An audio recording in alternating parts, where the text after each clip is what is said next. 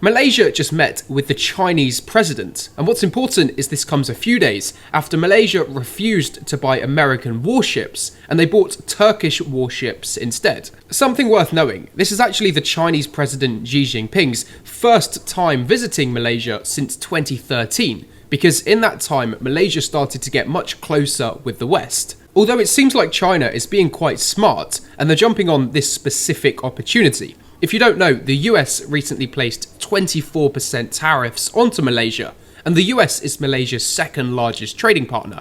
In fact, China is their largest. And the official reason that Xi Jinping has visited Malaysia is to show Malaysia that China is a far more reliable trading partner, and they should start to get closer with China rather than the US. In fact, the Chinese president spoke on this. He said, quote, "China is committed to working with Malaysia and other Southeast Asian nations to combat geopolitical confrontation." Now, whilst on the topic, this is a really good example of how US tariffs are doing the opposite of what they're intended for.